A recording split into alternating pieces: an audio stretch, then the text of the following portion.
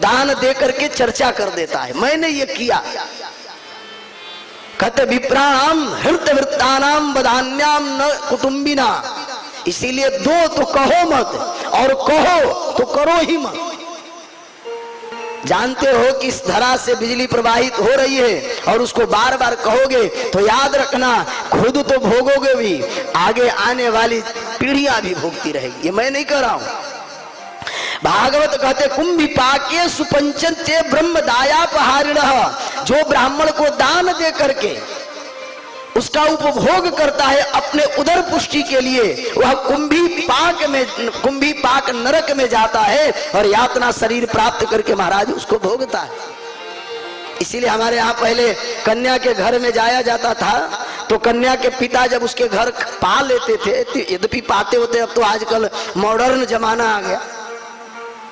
अब आजकल के महाराज बर भी वहीं ब्याह करते जहां पर खूब माल टाल मिल जाए कि बाद में सब लपेट ले। समधि का मतलब ही वही हो जहां समान बुद्धि मिल जाए।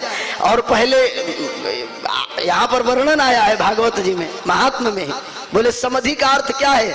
बोले समान बुद्धि, समान विचार, समान व्यवहार जिसका हो समधि है। बोले आज के समधि, बोले आज के समधि तो वह है जहां समान ये मिल जाए बस वही समधि बना लेते हैं, जहां ये मिल जाए। और मांगने का तरीका क्या है? बोले महाराज आप तो हमारे परम सुहृद हैं, आपसे क्या लेना है, सब कुछ तो आपका ही है, लेकिन मेरा बेटा 4 व्हीलर गाड़ी पर चलता था, मतलब 4 व्हीलर गाड़ी देना पड़ेगा। अब आपका दामाद है, आपके घर में ब्याह हो जाने के बाद वो मोटरसाइकिल पर लेकर आपके बिटिया को घूमे तो बताइए कितना जगह हंसाई होगी। महाराज आप अब खरीद करके 4 व्हीलर दो, ये समधि का परिभाषा है। लेकिन पहले मेरा प्रसंग यह है कि लोग पहले कन्या के घर भी पाते थे तो कुछ रुपया दे देते थे, कुछ दान कर देते थे, उसके घर के अन्न का भोग उसको दे देते थे। बोले क्यों? बोले कन्या दान का महत्व बहुत बड़ा है। राजा जनक जी के प्रसंग में वाल्मीकि रामायण में राजा जनक जी कहते हैं भगवान श्री राघवेंद्र सरकार से अभिमान पूर्वक, जिस पिता को कन्या नहीं है महाराज वह संसार के व्यथा को समझ ही नहीं सकता है कि दाता क्या होता है।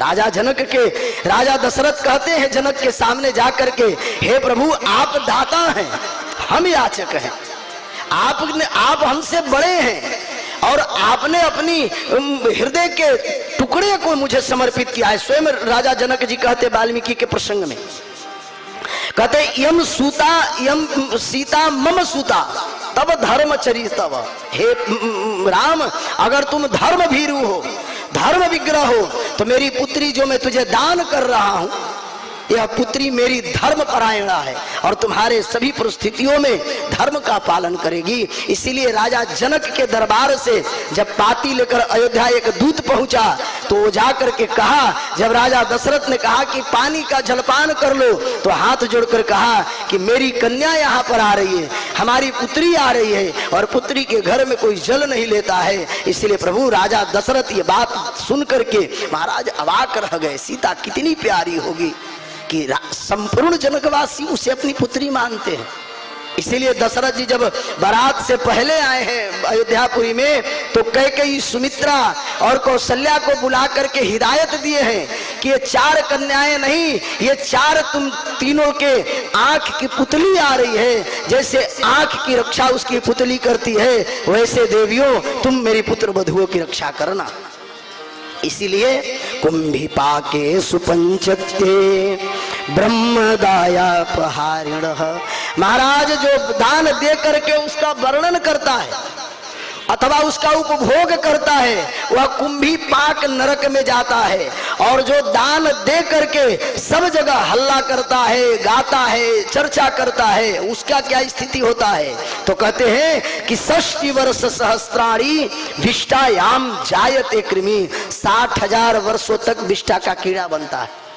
इसलिए दान बड़ी सरल नहीं है।